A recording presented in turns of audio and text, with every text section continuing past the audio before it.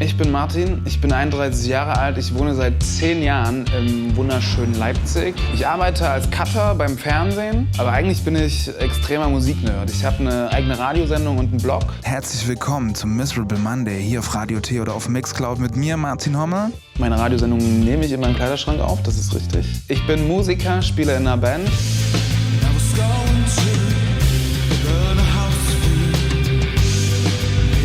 Und seit ungefähr 3 Jahren weiß ich, dass ich einen Gehirntumor mit mir herumtrage.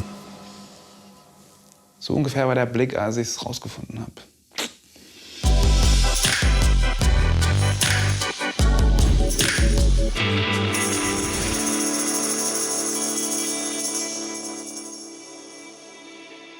Die Gehirntumordiagnose ist etwas, was kein Mensch braucht. Das ist richtig überflüssig, das wirft das ganze Leben durcheinander. Wobei man sagen muss, dass es ein Spektrum gibt. Also von, da können wir überhaupt nichts mehr machen, bis hin zu, damit kann man wahrscheinlich sogar ohne medizinischen Eingriff relativ gut leben. Ist irgendwie alles dabei. Bei mir ist es so eine Sonderform, weil es eigentlich gar kein richtiger Tumor ist. Und die meisten Ärzte versuchen auch, das Wort Tumor zu vermeiden, was ich ziemlich gut finde. Was es genau ist ein bisschen komplizierter. Das ist eine verirrte Zelle aus deiner ursprünglichen Ei-Spermien-Zellteilungsphase. Wenn ein Tumor in deinem Kopf ist. Ich würde es beschreiben als einen behaarten Klumpen. Das ist ein Einschnitt irgendwie so ins Leben. So. Also das ist halt was zum Alter gehört vielleicht auch so. Tissue-Issue, das begleitet dich ja dein Leben lang schon. Manchmal ist ein bisschen extra halt nicht so gut. Manchmal ist es gut, manchmal nicht so gut. Die haben sich zwar sehr viel Mühe gegeben, aber auch da war nicht so viel Wahres dran. Das waren 5 meiner besten Freunde, André, Carsten, Lars, Sophia und meine Partnerin Susi. Es ist einfach auch kompliziert und um das ein bisschen runterzubrechen, gibt es hier eine kleine Erläuterungsgrafik. Also, das, was ich im Kopf habe, nennt sich Epidermoid. Epidermoide sind angeborene Tumore oder Zysten des zentralen Nervensystems. Sie entstehen aus versprengten Hautzellen während der Entwicklung des Gehirns im Mutterleib. Diese Zellen sind gutartig, werden nicht gebraucht und wachsen dann ganz langsam weiter.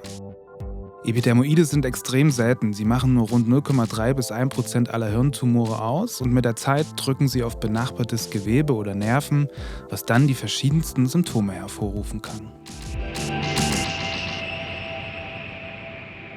Die Chance, dass man so einen Teil bekommt, ist unglaublich gering. Dennoch gibt es Leute, die sowas haben. Es ist richtig doof. Es hängt wie das Damoklesschwert über dem Kopf und über dem Leben. Ich habe mich entschieden, das Ding rausoperieren zu lassen und die OP ist genau heute in 8 Wochen. Und mein Plan ist es, euch für diese Zeit mit auf meine Reise zu nehmen. Es gibt noch so unglaublich viel zu tun und allein der Gedanke daran, dass man mir in 8 Wochen den Kopf aufmacht, um das Epidermoid daraus zu holen, bringt mich jetzt schon ganz schön ins Schwitzen. Am Ende ist es halt eine Hirn-OP und was, wenn da was schief geht? Ich zeige euch, wie ich mich versuche, darauf vorzubereiten und welche riesige Rolle meine Freunde in dieser Situation spielen. Und natürlich nehme ich euch mit ins Krankenhaus. Wenn ihr Bock habt, seid ihr dabei. Es geht los. Handy vergessen. Aber von vorn. Los ging alles vor ungefähr 3 Jahren. Ich hatte immer wieder ein merkwürdiges Gefühl in der linken Gesichtshälfte. Nicht unbedingt taub, kein Kribbeln, sondern nur so ein Missempfinden, was aber auch nicht immer da war. Irgendwann kam mir das komisch vor und nach einem kleinen Ärztemarathon aus Hausarzt, Zahnarzt und Neurologe landete ich im MRT mit der Ansage, wird schon nichts Schlimmes sein. Am nächsten Tag kam dann der Anruf, wie im Film.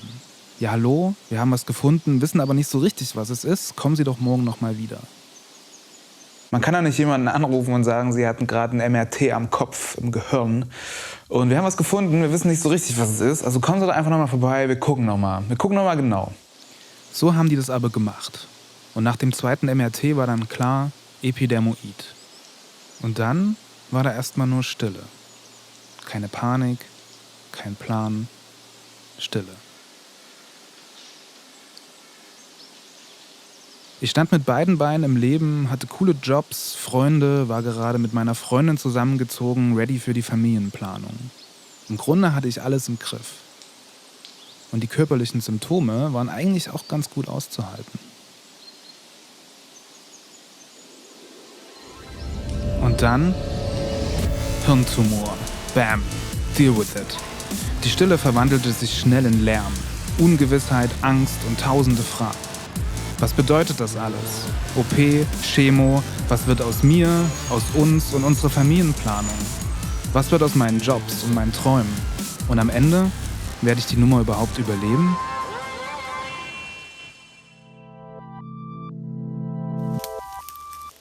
Nach einigem Hin und Her fand ich einen Neurologen, der wusste, was Epidermoide sind und mich seither auch ziemlich gut betreut.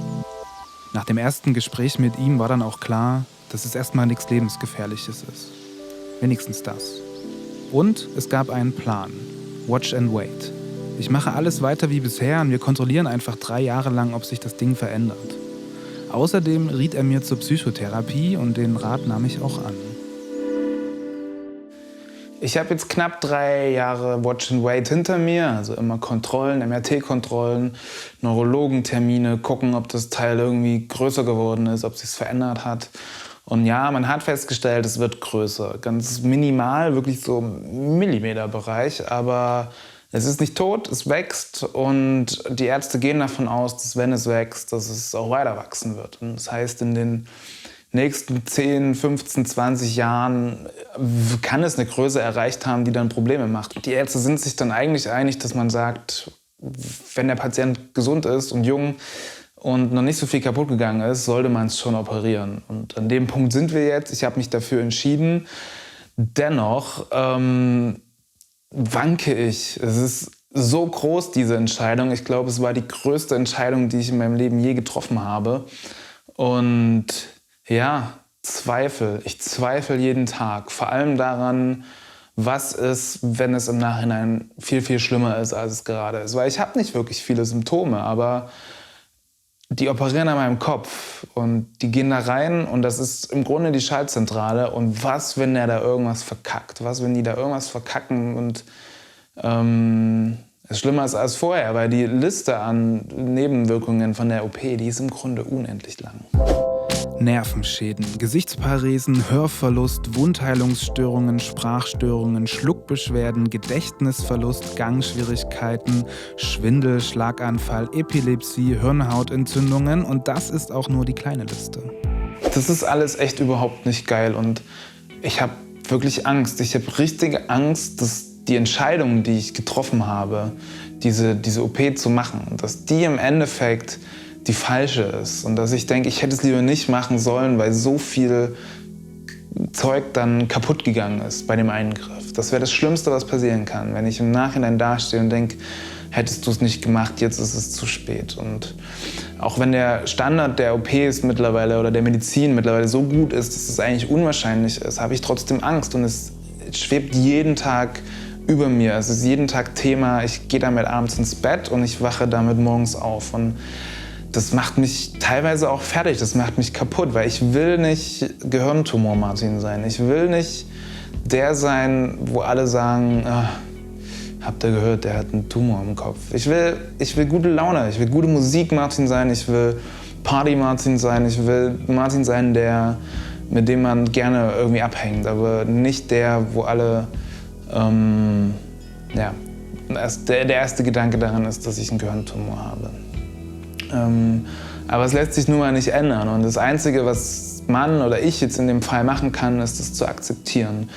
Zu akzeptieren, dass es da ist, dass es so ist, wie es ist. Zu akzeptieren, dass es hätte 1000-fach schlimmer sein können. Und zu akzeptieren, dass es irgendwie alles auch gut wird, egal was ist. Und daran zu glauben, dass das die richtige Entscheidung ist. Und daran zu glauben, dass der Chirurg und die Ärzte einfach die sind, die es braucht, um alles gut zu machen. Nur ist das absolut nicht einfach. Wie soll man sowas akzeptieren? In der nächsten Folge. Das Ganze sieht folgendermaßen aus. Das ist mein Epidermoid. Der Gedanke, dass man da was hat in seinem Kopf, was wächst, was vielleicht irgendwann Probleme macht, das ist schon krass. Ich denke oft dran, dass du nach einer Operation vielleicht das Leben nicht mehr so genießen kannst, wie du es jetzt genießt. Dass du es im dümmsten Falle vielleicht auch nicht mehr verstehst, was vorher war oder uns nicht mehr erkennt. Ja, du bist mein kleiner Bruder, weißt du?